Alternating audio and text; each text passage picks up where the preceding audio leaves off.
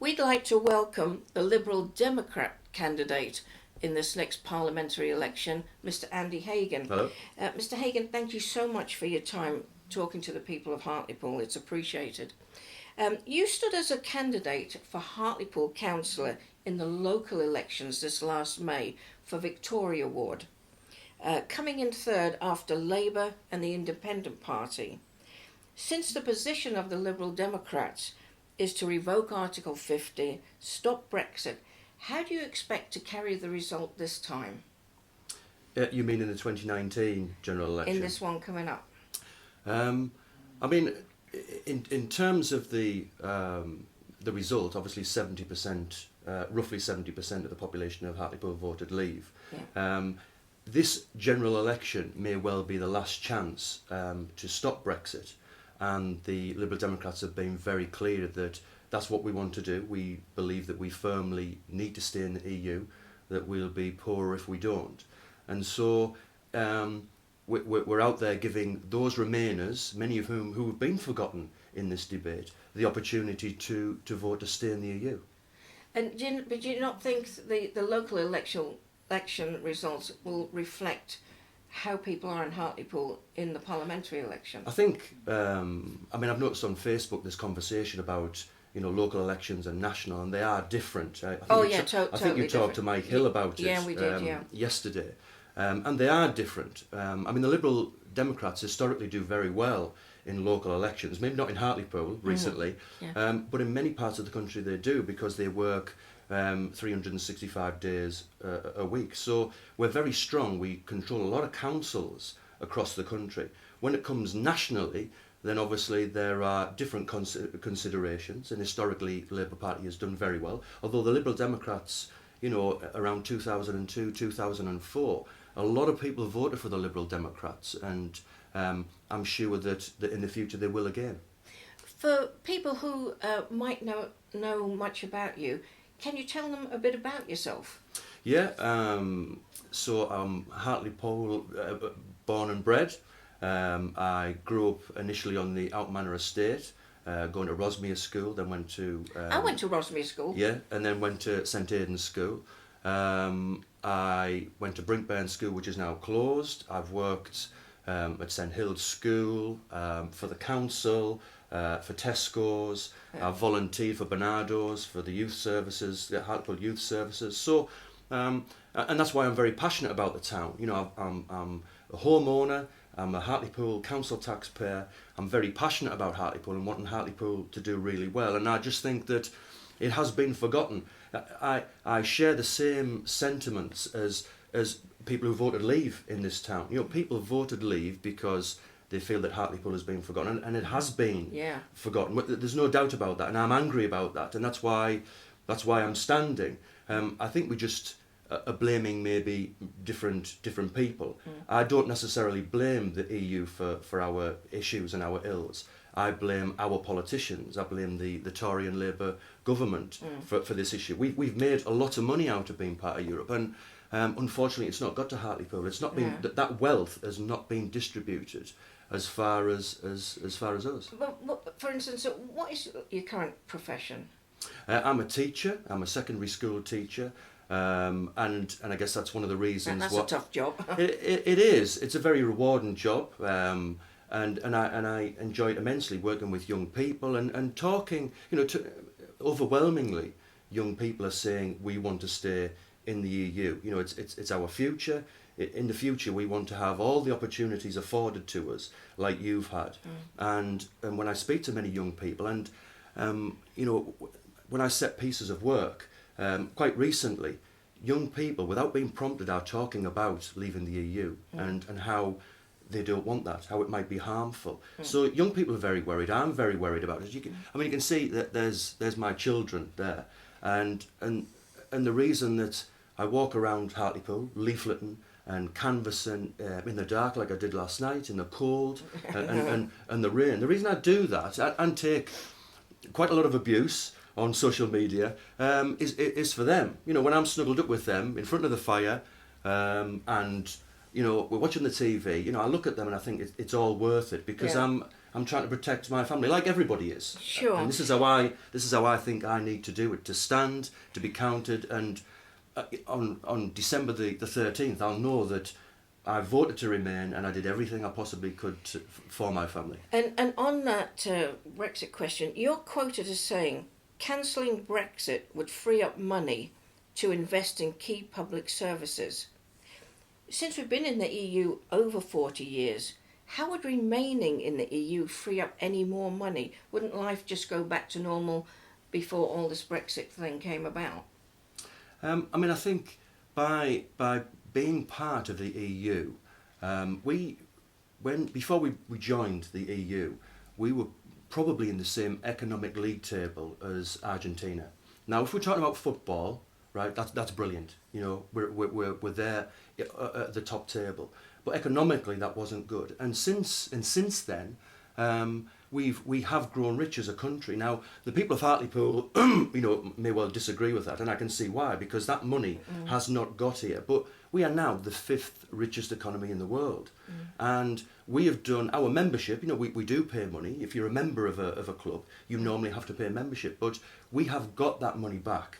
And the North East in particular, I mean, if we look at the North East and how the EU sees the North East, we are seen as an area of social and economic deprivation. So we get a lot of money. We might pay, I think it's around for every £1 that we pay into the EU, we get about 10 back the North East, because we are seen as an area of need. Now, that money will go. I can't see the government, whichever government it is, replacing that money. Yeah, well, that, I mean, well, the other thing about that, because we actually just had a visit to the EU headquarters in Brussels, and the spokesman there was explaining why it takes 10 to 15 years to form a trade agreement, and as more countries come in, that would take longer and longer. Do you not feel that would be more detrimental than helpful? I mean, if the Conservatives are saying, let's get it done, let's get it sorted, but by leaving the EU is not going to get Brexit done. It is not going to sort it, as the Labour Party is saying. It will mean another 10 to 15 years of wrangling, of negotiations, and we've all seen how bad we are at negotiating. You know, how bad the Labour and the Conservative parties have been at negotiating. We've got a poor Theresa May deal, we've got a poor Boris Johnson deal, and that's what's going to happen. Whereas if we remain in the EU, excuse me, then we don't have to go through all that wrangling, all that uncertainty that business has said it does not want. One of the questions put to us by viewers for you is how do you not see that democracy is threatened when you just ignore the result of the referendum? I mean, and that is a great question, and it's posed many different times. As I see it, this may well be the last chance to stop Brexit. I'm very passionate about stopping Brexit, and as unlikely as it may seem, a Liberal Democrat government, if we get a mandate, if we form a government, that would be a mandate from the British people to say, look, let's stop. We know that people have changed their mind. We know that there are many more new voters out there who have a different view, who want to remain. That was then, and that is now. But I think, Pam, things do change. You know, you can make democracy is also being able to change your mind, and I think sufficient people have changed their mind, and I think it's right and proper. And the Labour Party also are saying we should have a referendum, although I think they're leaving that. Yeah. I think people shouldn't be fooled by the Labour Party. I think if Jeremy Corbyn, as unlikely as it is going to be, it becomes the Prime Minister, I think if Jeremy Corbyn becomes Prime Minister and negotiates what he calls a sensible, intelligent deal, he will force the Labour Party to vote leave in any referendum. If we'd have come out of Brexit and then we all thought this is a bad idea, let's have another referendum, and we stayed, that would probably put to bed people saying we have a honoured democracy. But I think I can understand what you're saying, Pam. But I think, you know, coming out and then negotiations and then trying to re-enter, you know, that's a lot of time. I think it's a lot. It'll hurt people immensely. I think the sense, you know, at this election, we want a people's vote. We want a people's vote. But at this election, because we believe that this may well be the last chance to have a vote and say that we want to remain in the EU, we will revoke Article 50 because that's what we believe is in the best interests of our country and places like Hartlepool. Okay, I got to go on to some questions because we're kind of running out of time, but something that really affects the area here in the terms of jobs, hospital beds, housing. I wasn't too sure when I was doing my research. What is the Liberal Democrat policy on immigration? I mean, it's free movement. If you stay in the EU, it will be free movement. Immigration. I used to work in Leeds. I used to work in a secondary school in Leeds, and in that school, there was over 70 different languages spoken.